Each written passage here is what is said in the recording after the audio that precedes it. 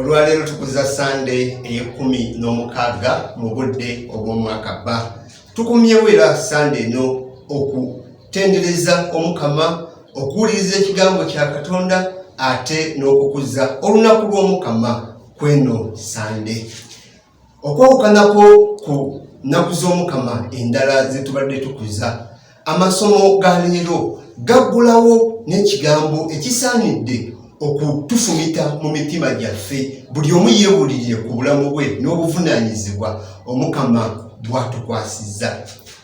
Essomo erisooka nga litandika njagala tulitwale ne bbaluwa ey'Abebreyi omutwe ogwokuna olunnyiriri olw'12 olugamba nti ekigambo kya Katonda kiramu era akadde konna kiba kitambula mu ffe, naye ate kirina obwogi obusinga n'obw'ekitala ekisalira ku njuyi ebbiri. Ekigambo kya Katonda n'ekyo kisaanidde nga kizze mu bulamu bwaffe obutatuleka kyekimu, tusobole okukiwulira, tusobole okuwulira nti we kiyise kirina ekyenjawulo kye kitaddewo, kyekigambo kya Katonda. Era olwaleero nga kitandika n'eddoboozi eddene okutuyita n'okutujjukiza eri abo abalunzi Omukama be yakwasa eggana lye, nga litandika ligamba zibasanze mmwe abasumba abatafa ku ndiga zange, abaziretedde okusaasaana. Abasinga bwe tuwulira ebigambo bino tunuulira abasumba ab'ekereziya, oluusi ne tutunuulira bannabyabufuzi, oluusi ne tutunuulira abasaaseredooti nga tulaba tebatufuddeeko. Mu budde bwa Yeremiya omulanzi, essomo lino eryawandiikibwa, Yeremiya yali awandiikira eri bannabyabufuzi abaali bazze mu kwekkusa, abaali bazze mu kwefaako n'abasaaseredooti nga endiga bifo kyozirabirira ate bazikama bukami, baziggyako byazo ne zisaasaana ne zigenda nga tezikyali mu ggana lya Katonda. Omukama bw'atyo n'abasindikira omulanzi abagamba zibasanze mmwe abasumba abaleetedde endiga zange okusaasaana. Ebigambo ebyo byennyini bikomawo naffe mu bulamu bwaffe, gwe gy'oli nange ewange. Zikusanze gwe aleetedde abantu okuva mu ekereziya, zikusanze aleetedde abantu okukola eby'obukafiiri. Mukimanyi bulungi nti ensangi zino abaana baffe batuula ku ma-TV, omwana n'omulaba ali ku TV naye n'ava ku TV nga ekifaananyi kyalabye ku bannabyabufuzi, ng'omwana agenda yiga lyanguzi, nga ne boonamugamba naye gwe enguzi si nnungi, nga gamba bali bulungi, fe abatagirya tuli tutya.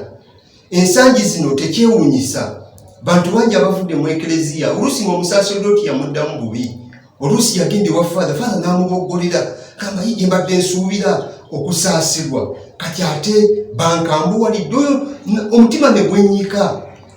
Abamu waliyo abanyumya abasaaseredooti babakuba empi omuzuukusa mu budde bwa siesta, budde bwa kwebaka. Lwaki onzuukusa? Penetensi yatomanyi nti ya lwa mukaaga. Abamu abakristu bannaffe bavudde mu ekereziya kuba bawulira tebali waka, omukristu asaba omwaka ne guggwako, naye ng'ajja n'atuula n'afuluma n'agenda nga teri amubuuzizaako oli otya. Bangi bamanyi n'okulwala, oli n'alwala n'agamba nesaba kristu wange owakabondo n'atajja kunnambulako. Abasinga bavudde mu ekereziya olw'ebintu bwe bityo, eyo gye bagenze ne bayibakolya ffe ne tulowooza nti babalimbalimba, naye nga abasumba Omukama babakwasizza. Nze naawe omulimu gwaffe tetugukoze, omulimu gwaffe tugusuddewo, endiga z'Omukama ne zisaasaana. Omukama n'atulabula, zibasanze abasumba abo, zibasanze. Ate ŋŋenda kujja, Omukama bw'akaatiriza, ŋŋenda kujja olw'ebikolwa byammwe ebibi okubalamula. Ffenno abali mu mbeera bw'etyo, ate Omukama era atukubagiza mu ssomo lyennyini ng'atusuubiza nti agenda sindika omusumba omulungi. Omusumba oyo agenda okufa ku ndiga ze, agenda ozireetera obutaddamu kwejjusa, obutaddamu kutya, obutaddamu kudduka kugenda wala, naye okubeera wamu nga ziri mu ddembe, okubeera mu bwenkanya. Bino era omusumba oyo atuukirira bulungi mu vanjiri nga ye Kristo ayina ekisa, alaba endiga ezibonaabona eziyayana n'azikwatirwa ekisasaazi n'aziwa emmere n'aziyigiriza n'azirambika. Ye musumba omulungi. Omusumba oyo nno omulungi, essomo eryokubiri litusaba era nga litulaga tuddemu okumutunuulira ate nga tujaguza nti mu musumba ono omulungi ffenna awamu twagattibwa, nga tekikyaliko okugamba nti ono ava mu maka gaani, ono wa ggwanga ki, ono ava mu nsi ki, ono ayogera lulimi ki. Naye mu Kristo ffenna tujja wamu ne tufuuka omuntu omu, nti Katonda Patrick tumuyitira ddala nti kitaffe, ate bantu be tubeera nabo nti baganda baffe ne bannyinaffe, kubanga mu Kristo ffenna tufuuka omuntu omu. Ate mu Kristo mwennyini, Kristo n'addamu okutugumya nti ye mu musaalaba gwe, ekyo ekisenge ekyali kitwawula ku musaalaba gwe ng'ayiwa omusaayi gwe yakimenya, bwe tutyo ne tufuuka kimu, ate mu byonna olw'omusaalaba ogwo ne tuyungibwa ku Katonda. Twesabire nno bulijjo Kristo ono atuyamba bwe tutyo okweyunga ku Katonda, by'atuyigiriza tubinywerereko.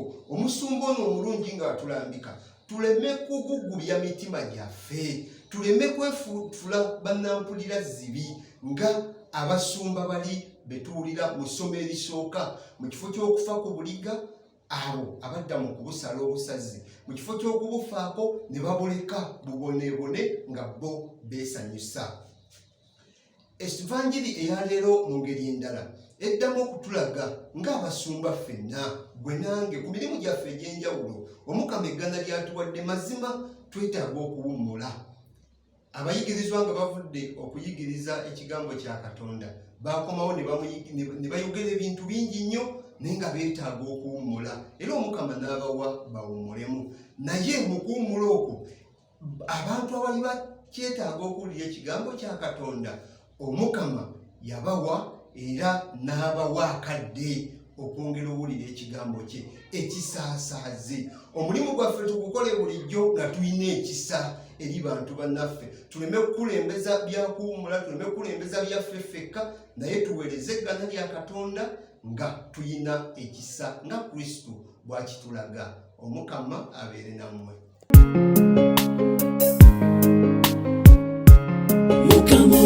Musumba w'obulamu bwange nange setagenga, Mukama okomyawo emmeeme yange taata n'onnungamya. Mukama mu kusoberwa okungi nze siityenga kubanga